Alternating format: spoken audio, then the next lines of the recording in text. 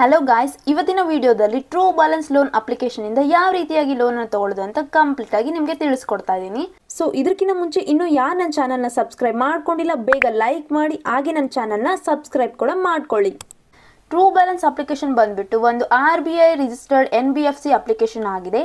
ಈ ಒಂದು ಅಪ್ಲಿಕೇಶನ್ ಮೇಲೆ ಹಲವಾರು ಜನ ಆಲ್ರೆಡಿ ಲೋನ್ ಅನ್ನು ತಗೊಂಡಿದ್ದಾರೆ.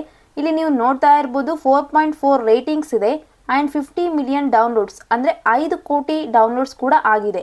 ಈ ಒಂದು ಅಪ್ಲಿಕೇಶನಲ್ಲಿ ಯಾವ ರೀತಿಯಾಗಿ ಅಕೌಂಟನ್ನು ಕ್ರಿಯೇಟ್ ಮಾಡ್ಕೋಬೇಕು ಅಂತ ನಾನು ಆಲ್ರೆಡಿ ವಿಡಿಯೋನ ಮಾಡಿದ್ದೀನಿ. ಕೆಳಗಡೆ ಡಿಸ್ಕ್ರಿಪ್ಷನ್ನಲ್ಲಿ ನಿಮಗೆ ಫಸ್ಟ್ ಲಿಂಕ್ ಇರುತ್ತೆ. ಆ ಒಂದು ಲಿಂಕ್ ಮೇಲೆ ಕ್ಲಿಕ್ ಮಾಡಿಬಿಟ್ಟು ಈ ಒಂದು ಅಪ್ಲಿಕೇಶನಲ್ಲಿ ಈಸಿಯಾಗಿ ಅಕೌಂಟನ್ನು ಕ್ರಿಯೇಟ್ ಮಾಡ್ಕೋಬೋದು.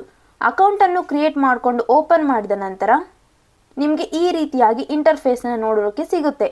ಇಲ್ಲಿ ಎರಡು ತರಹದ ಲೋನನ್ನು ನಾವು ನೋಡ್ತಾ ಇರ್ಬೋದು. ಒಂದು ಲೆವೆಲಪ್ ಲೋನ್ ಆ್ಯಂಡ್ ಇನ್ನೊಂದು ಕ್ಯಾಶ್ ಲೋನ್. ಈ ಲೆವೆಲಪ್ ಲೋನಲ್ಲಿ 1,000ದಿಂದ ಹಿಡಿದು 5,000ವರೆಗೂ 5% ಪರ್ ಮಂತ್ ಲೋನನ್ನು ನೋಡಲಿಕ್ಕೆ ಸಿಗುತ್ತೆ. ನಂತರ ಕ್ಯಾಶ್ ಲೋನ್. ಈ ಕ್ಯಾಶ್ ಲೋನಲ್ಲಿ ಸ್ವಲ್ಪ ಜಾಸ್ತಿ ಇಂಟ್ರೆಸ್ಟ್ ಇರೋದಕ್ಕೆ ನಿಮಗೆ 12 ತಿಂಗಳವರೆಗೂ 2 ಲಕ್ಷ ತನಕ ಲೋನನ್ನು ನೋಡಲಿಕ್ಕೆ ಸಿಗುತ್ತೆ. ಕ್ಯಾಶ್ ಲೋನ್ ಏನಿದೆ 12 ತಿಂಗಳವರೆಗೂ ಲೋನನ್ನು ಪ್ರೊವೈಡ್ ಮಾಡ್ತಾರೆ. ಇಲ್ಲಿ 1 ದಿನ 2 ದಿನ ಆರ್ 1 ವೀಕ್ವರೆಗೂ ಕೊಡಲ್ಲ ಗಾಯ್ಸ್. 6 ತಿಂಗಳು ಅಥವಾ 12 ತಿಂಗಳವರೆಗೂ ಮಾತ್ರ ಲೋನನ್ನು ಕೊಡ್ತಾರೆ. ಇಲ್ಲಿ ನೀವು KYC ಅನ್ನು ಕೂಡ ಮಾಡ್ಕೋಬೇಕಾಗುತ್ತೆ. ಈಸಿಯಾಗಿ KYC ಅನ್ನು ಮಾಡ್ಕೋಬಹುದು. ನಾನು ಕೆಳಗಡೆ ಡಿಸ್ಕ್ರಿಪ್ಷನ್ನಲ್ಲಿ ಲಿಂಕನ್ನು ಕೊಟ್ಟಿರ್ತೀನಿ. ಆ ವಿಡಿಯೋನ ನೋಡಿಬಿಟ್ಟು ನೀವು KYCನ ಮಾಡ್ಕೋಬಹುದು. ಇವಾಗ ಯಾವ ರೀತಿಯಾಗಿ ಕ್ಯಾಶ್ ಲೋನನ್ನು ಅಪ್ಲೈ ಮಾಡ್ಕೊಳ್ಳೋದು ಅಂತ ನಿಮಗೆ ತಿಳಿಸ್ಕೊಡ್ತಾ ಇದ್ದೀನಿ. ಈ ಕ್ಯಾಶ್ ಲೋನನ್ನು ಈಸಿಯಾಗಿ ಅಪ್ಲೈ ಮಾಡ್ಬೋದು. ಕ್ಯಾಶ್ ಲೋನ್ ಮೇಲೆ ಕ್ಲಿಕ್ ಮಾಡ್ಕೊಳ್ಳಿ. ಇಲ್ಲಿ ನಿಮಗೆ ಎಷ್ಟು ಅಮೌಂಟ್ ಲೋನ್ ಬೇಕು ಅಂತ ಹಾಕಬೇಕಾಗುತ್ತೆ. ಸಪೋಸ್ ನಿಮಗೆ 5,000 ಅಂತ ಅಂದ್ಕೊಳ್ಳಿ. 5,000ನ ಹಾಕ್ತೀನಿ.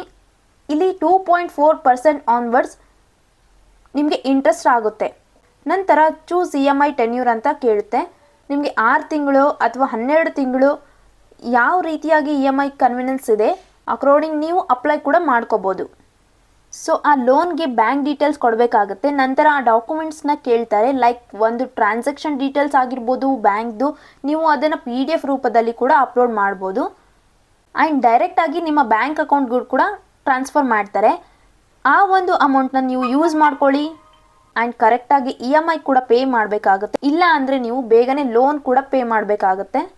ಸೊ ಇಲ್ಲ ಅಂದರೆ ಇಲ್ಲಿ ಜಾಸ್ತಿ ಚಾರ್ಜಸ್ ಕೂಡ ಹಾಕ್ತಾರೆ ಗಾಯ್ಸ್. ಸೊ ಡ್ಯೂ ಚಾರ್ಜಸ್ ಬಹಳ ಇರುತ್ತೆ. ಇದನ್ನು ನೀವು ನೆನಪಿನಲ್ಲಿ ಇಟ್ಕೊಂಡು ನಿಮಗೆ ಅವಶ್ಯಕತೆ ಇತ್ತು ಅಂದರೆ ಮಾತ್ರ ಲೋನನ್ನು ತಗೊಳ್ಳಿ. ಸೊ ಯಾರೆಲ್ಲ ಲೋನ್ ತಗೋಬೇಕು ಅಂತ ಅಂದ್ಕೊಂಡಿದ್ದೀರೋ ಇದು ಒಂದು ಬೆಸ್ಟ್ ಲೋನ್ ಅಪ್ಲಿಕೇಶನ್ ಆಗಿದೆ. ಸೊ ಇದು ಆಗಿದೆ ಇವತ್ತಿನ ವಿಡಿಯೋ ಗಾಯ್ಸ್.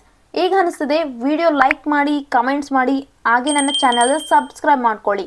ಸಿಗೋಣ ಗಾಯ್ಸ್ ನೆಕ್ಸ್ಟ್ ವಿಡಿಯೋನಲ್ಲಿ. ಬಾಯ್.